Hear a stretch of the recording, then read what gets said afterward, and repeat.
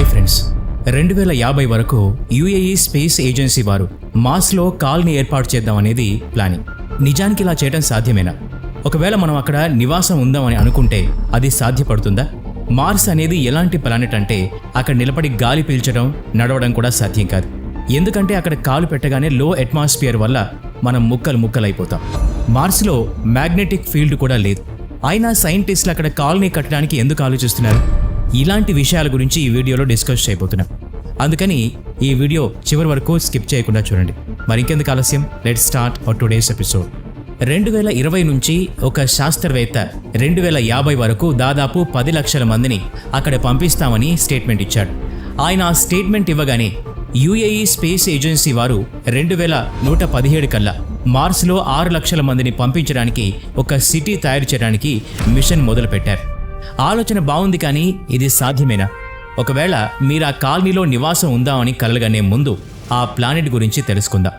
ఒకవేళ ఆ ప్లానెట్లో శాస్త్రవేత్తలకి భూమిలాగా life form కానీ నీటి ఆనవాళ్లు కానీ దొరికినా కూడా ఈ ఆలోచన మాత్రం మిషన్ సూసైడే అనిపిస్తుంది.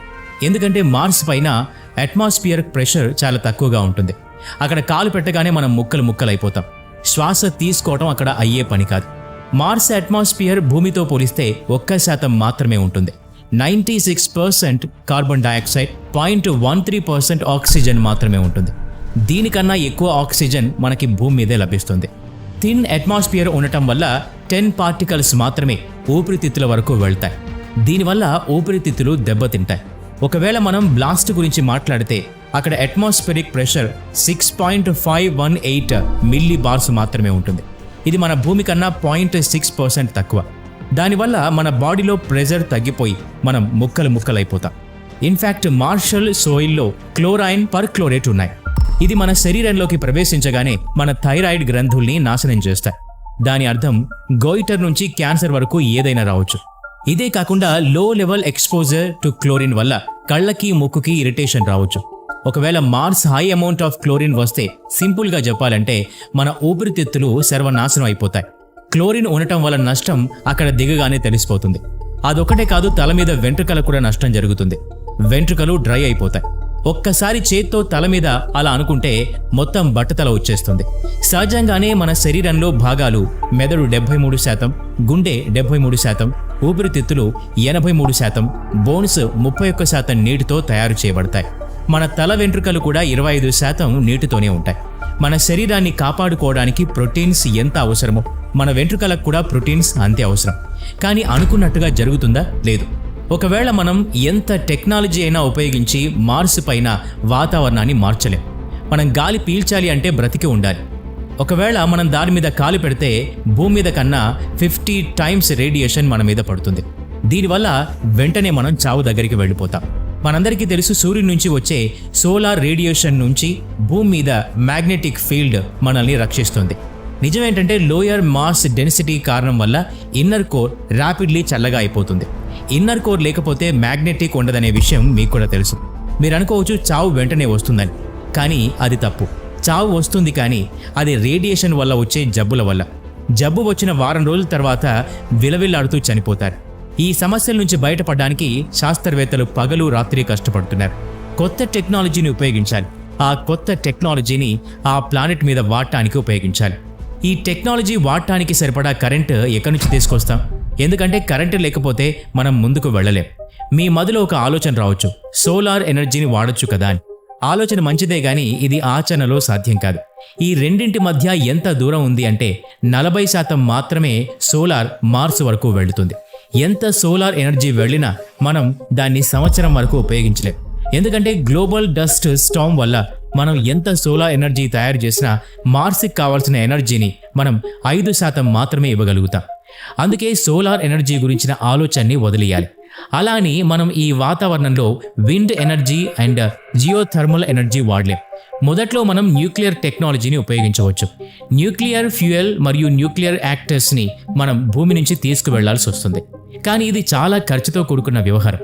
భూమి మీద న్యూక్లియర్ పవర్ ప్లాంట్కి సంవత్సరానికి 27,000 కిలోల ఫ్రెష్ ఫ్యూయల్ వాడతారు. ఆలోచించండి, మార్స్ పైన వాడాలంటే ఎంత ఫ్యూయల్ అవసరం పడుతుందో, దానికి ఎన్ని ప్లాంట్స్ కావాలో, ఎంత ఇంధనం అవసరమో ఒక్కసారి ఆలోచించండి. సరే, ఎంత డబ్బు ఖర్చు పెట్టినా సరే మనం తీసుకెళ్లామని అనుకోండి. What about Mars gravity? దీన్ని ఎలా కంట్రోల్ చేస్తాం? స్పేస్లో చాలా కాలం పాటు రీసెర్చ్లో ఉన్న సైంటిస్టులకి మైక్రో గ్రావిటీ వల్ల వాళ్ళకి చాలా సైడ్ ఎఫెక్ట్స్ వచ్చాయి. Bone and muscle loss, cardiovascular problems, immune and metabolic disorders, visual disorders, balance and sensory motor problems, ఇలా రకరకాల సమస్యలు ఎన్నో వచ్చాయి. ఈ సమస్యల వల్ల వారికి మరణం కూడా రావచ్చు. మార్స్ గ్రావిటీ చాలా తక్కువగా ఉంటుంది, కానీ భూమి మీద గ్రావిటీ 35% ఉండటం వల్ల ఎన్నో రకాల సమస్యలు వస్తాయి. సెంట్రల్ నర్వస్ సిస్టమ్ కూడా దెబ్బతినవచ్చు. మైక్రో గ్రావిటీలో ప్రవేశించగానే రక్తపోటు తగ్గుతుంది. దీనివల్ల బోన్స్ వీక్ అయిపోతాయి. ఈ గ్రావిటీలో మార్పు వల్ల తల్లి కడుపులో ఉన్న పిండానికి కూడా ప్రమాదం ఉంటుంది. ఈ మార్పు వల్ల తల్లి శ్వాస తీసుకోవడం కూడా కష్టమవుతుంది. ఇన్ని ప్రతికూల పరిస్థితుల్లో కూడా స్పేస్ ఏజెన్సీ ఓటమిని ఒప్పుకోవటం లేదు. వీళ్ళు మనని ఎలాంటి ప్లానెట్లోకి పంపిద్దాం అనుకుంటున్నారు అంటే అక్కడ 2 పూటలా భోజనం కూడా దొరకదు. నీళ్లు కూడా అక్కడ ఉండటం ఎట్టి పరిస్థితుల్లో సాధ్యం కాదు. అక్కడి వాతావరణంలో చెట్లు పెరగడం అస్సలే వీలవదు. చెట్లు లేని చోట మనిషి మనుగడ అసాధ్యం. కానీ శాస్త్రవేత్తలు ఏదైనా చెయ్యాలి అనుకుంటే వారికున్న ప్రతి అవకాశాన్ని శ్రద్ధగా పరిశీలిస్తారు. ఒకవేళ ఆ ప్లానెట్కి మనుషులు వెళ్లితే ఏ సమస్యలు వస్తాయో వాటి పరిష్కారాలు కూడా చూస్తున్నారు. కానీ వారు చూపిన పరిష్కారాలు మనకింకా కొత్త సమస్యల్ని తెచ్చిపెడుతున్నాయి. ఒకవేళ ఆ ప్లానెట్లో ఇల్లు కడితే దీంట్లో చూపిన విధంగా ఉంటాయి. ఎంత టెక్నాలజీతో ఇల్లు కట్టినా రేడియేషన్ రాకుండా ఉండదు.